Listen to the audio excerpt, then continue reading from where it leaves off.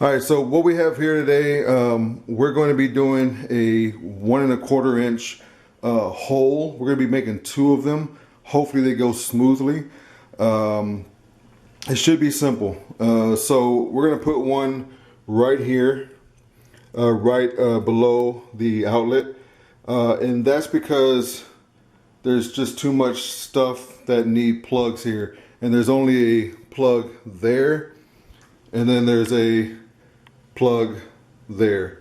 So we're gonna make a hole behind this this mirror thing so that everything can come up or go in through there. And then on the bottom here, we're gonna put a power strip and we're gonna put it onto the wall or to the cabinet so that we can plug everything into there. To get the power to that, we're going to make a hole into that side over here on the right side, and we're going to run it underneath the sink and come over here and make a hole and give power to that power strip. And then we should be able to connect like this Bluetooth Amazon thing.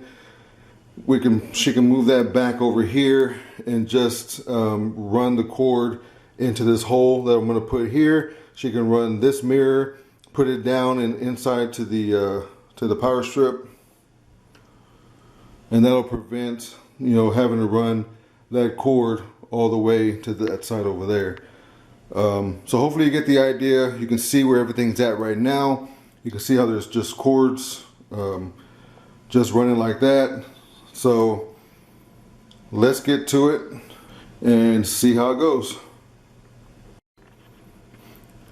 So what you'll probably need for this is a drill with a 1 1/4 inch hole saw, some water, a sponge just to wet the area, and then of course the screwdriver to push out the cutout piece. Hopefully, I don't think we'll need more than that. If I do, then we'll include that into the video. But hopefully that's all we need. And yeah, let's see what happens.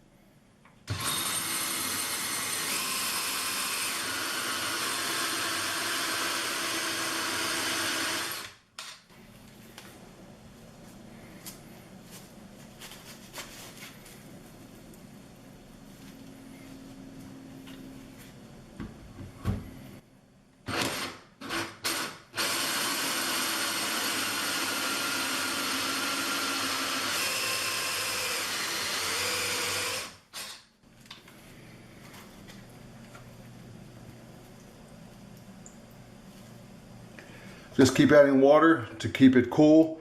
Don't let it overheat too much.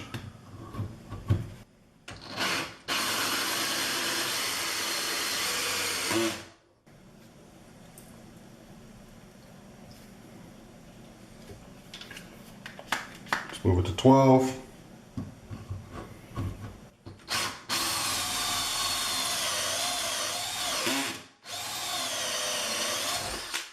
And there we go. You do not want to use heavy pressure, just medium, light to medium pressure. Let the bit let the hole saw do the work.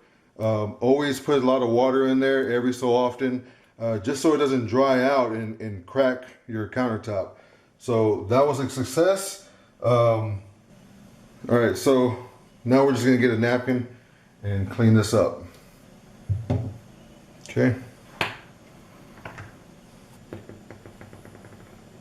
All right, let's set up for the other hole. And before we do anything, let's see if a normal plug will come up through there or down. And it will. Easy. Okay. So 1 1/4 inch will do your normal plugs. If you're going to be using something like this that has a fat plug, just run the other end, which is just a small little plug, and run that in through the hole. All right, we're back in the center here.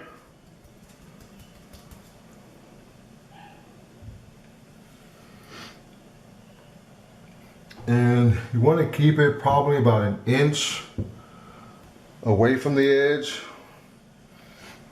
just so you don't get too close and crack the edge over there.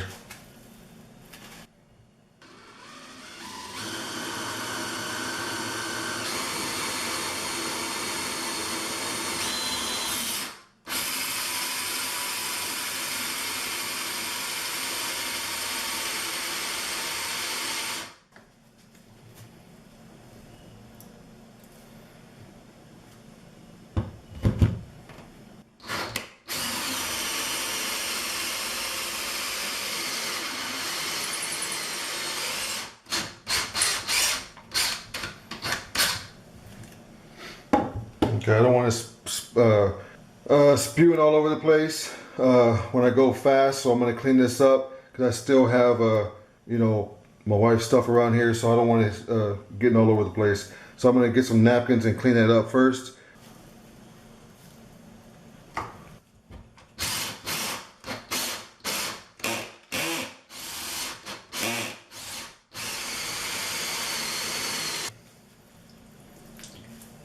Put a little bit more water in there. We're at a 12, the same as last time.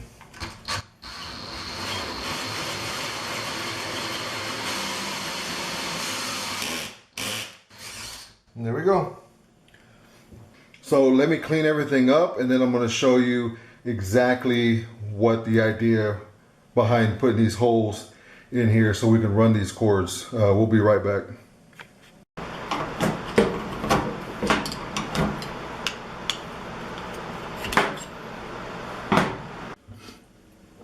All right, so our third hole is so that we can put our surge protector, or our surge protector here on this wall, but we need for it to go across so they can go under the sink and up to the outlet on the wall. So we're gonna make sure you clean out or do this step first if this is you're doing something similar, because it's easier to clean dry wood or dry whatever this crap is made out of. It's easier than cleaning out the wet cultured marble. So what we're gonna do is just gonna pick a spot. All right, we'll do something like that.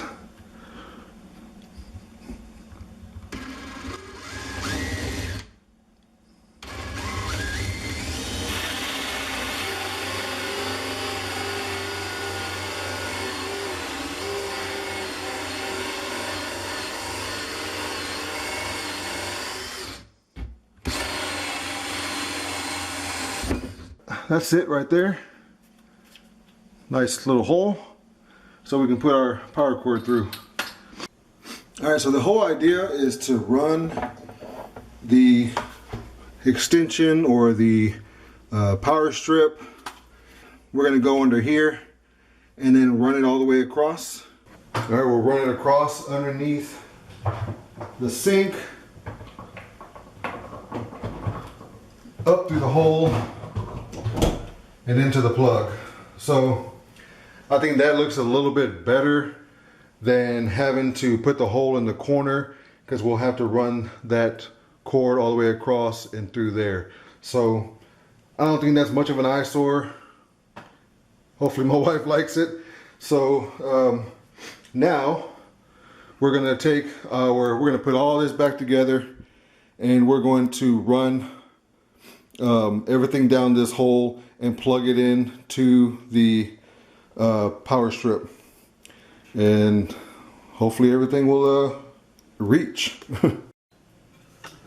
All right, so since this mirror thing has a big fat end, it does have a small little plug-in here.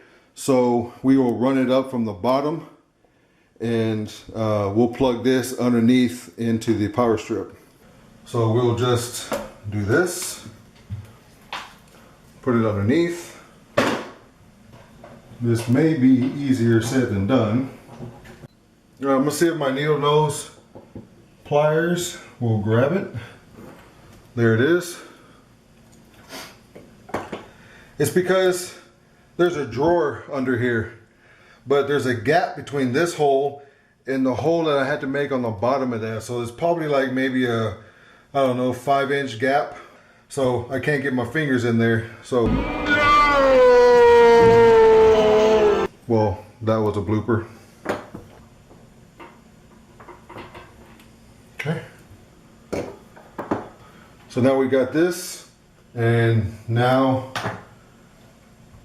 we can move her mirror back, plug it in, and then let me go plug the other end into the power strip. Okay, so now that that's connected, I can run that line all the way down and power. There it goes. So now all the hidden wires are gone, or all the hidden wires are gone, all the wires are gone into that hole. And let me do this guy now. So this has a big block, but we can take the small end and do the same thing. So if you guys want to watch that, you can keep watching, and we'll do the same thing with this one. Okay. So that it doesn't fall through, we're going to go ahead and plug it in, and then we'll go ahead and actually you're not supposed to have that plugged in first. So let's see if we can put it to where it won't fall. Alright, into the outlet and into the device. And so well, there you go. Now you have two devices plugged in underneath the cabinet, or underneath the cabinet into the power strip, and then the power strip, which is located under here, goes into the hole inside under the cabinet, across and up to the outlet there. At least these two wires are out of the way, and she's not having to use up outlets over here. She can use those for her other curling irons, whatever they use. So that's it. Hopefully you liked the video. If you liked it, give it a thumbs up. If you didn't like the video, let me know by giving it a thumbs up. Leave a comment down below if I missed anything or didn't explain something. Hopefully I can explain it a little bit better. And that's it. Subscribe. It'll help out a lot. And until then, hope you're having a good day DIYing. Peace out.